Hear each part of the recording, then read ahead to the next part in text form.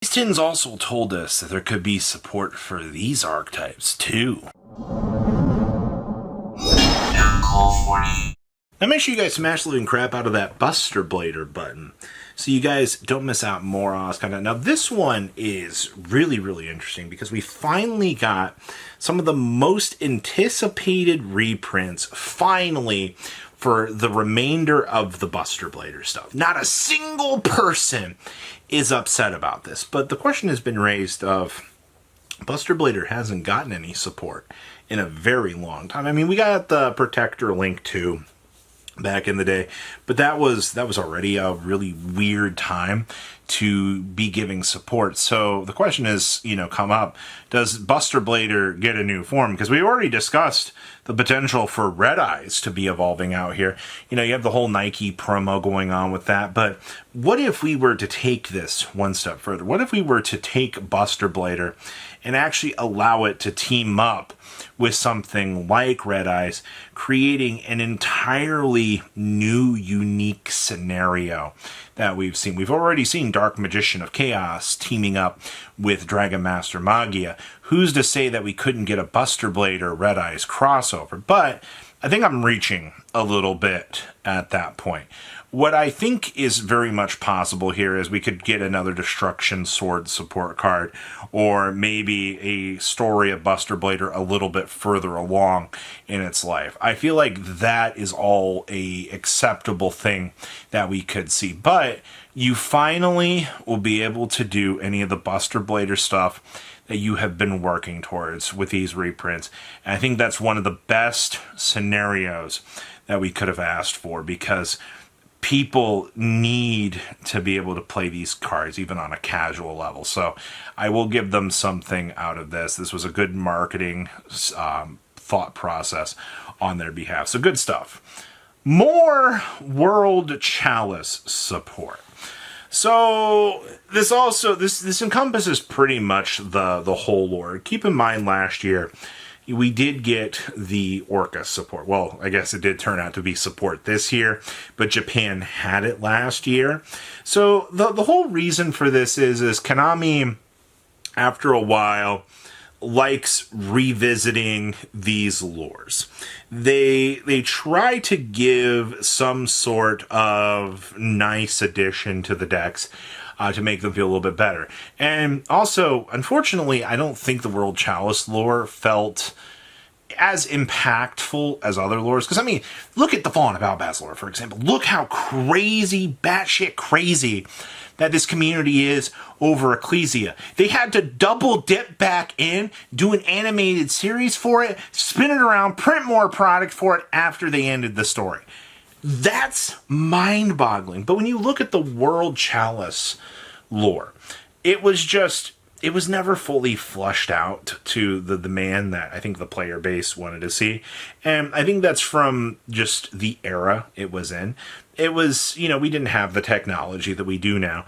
We cared about a little bit about the lore. I mean, you had people going, oh, crawlers are involved in this. That's kind of cool, But the World Legacy artifacts were just, they were there. They just never really, they were not exciting pieces. It's day and night to see the differences in the lore. But I kind of see where Konami would want to possibly push this lore a little bit and try to revitalize interest in it. Especially if there's a possibility that we get this in an animation style much later in 2026. There is a possibility for that. Mathmech. So this is all sparked off of one card called Super Factorial. Now, Super Factorial is a incredibly interesting card because it itself tells us that we're probably reprinting this because we brought back Circular. This card needs an upgrade, but we didn't do any other real reprints for Mathmechs. So does that mean the Mathmechs get new support? So you have to be very careful with anything Cyverse related at this point, because when you're dealing with how generic all the Cyverse cards are, and you're not really going, well, you can only special Mathmech. No. What locks you're doing are Cyverse locks. And that's usually to the point. Now, you could obviously lock this deck into Exceed monsters. I guess that would be a potential that you could work towards, but I don't see that being the logical point of what you would want to do to push for new support at this point. I do see Konami coming through, though, eventually, and giving Mathmech some new support because it was a deck build pack. We've also seen that when you're dealing with these older deck build packs, that Konami really does try to support them. It seems to have been the motto in the more recent times is take all of the older deck build packs and try to bring them up to a new speed. It's just, God, man, I don't know what you can do for Mathmech at this point to try to push this any more positive direction without breaking the deck wide open, because Circular is a crazy card, and if you're giving the deck more searchers for that one card, ninjas. So ninjas are always going to fall into the category of the casual player experience. And ninjas are like frogs in this game. You can print umpteen thousand frog monsters.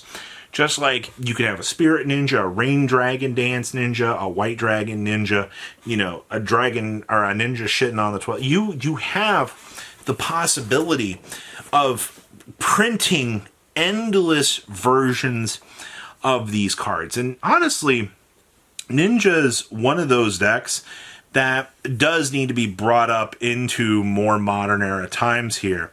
And I would not be surprised to see something, you know, coming of this. Now, that being said, though, what do you give to ninjas? What do you, they've already got draw power. They've got Mitsu, which is a fantastic piece. Or is whatever you're doing with ninja at this point just a more passive, hey, you know, you can do things with this deck. The last wave of support we were all super excited about. We were like, oh, hey, you know, when ninjas are finally getting something, you know, they can make an end board. You know, they got some cool fusions, but it still wasn't enough.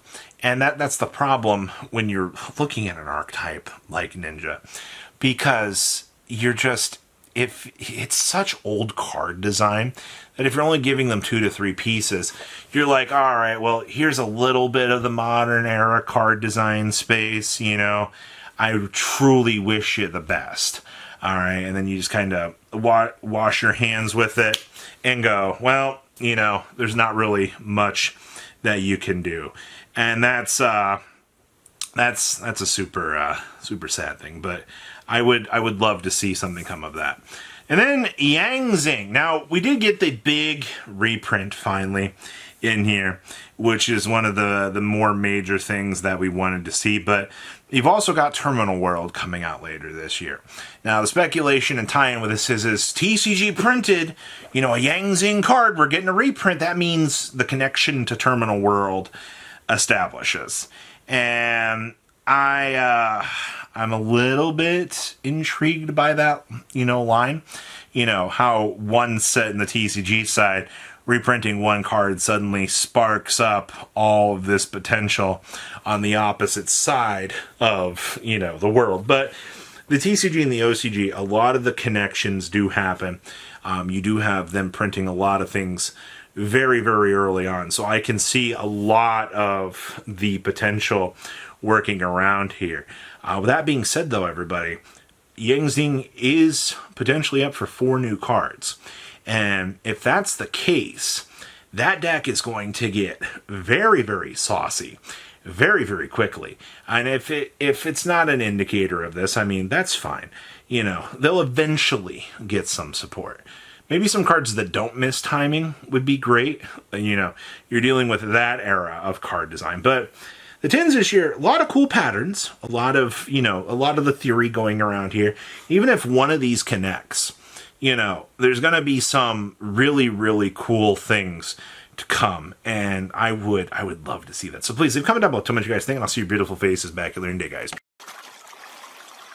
Patrons, thank you.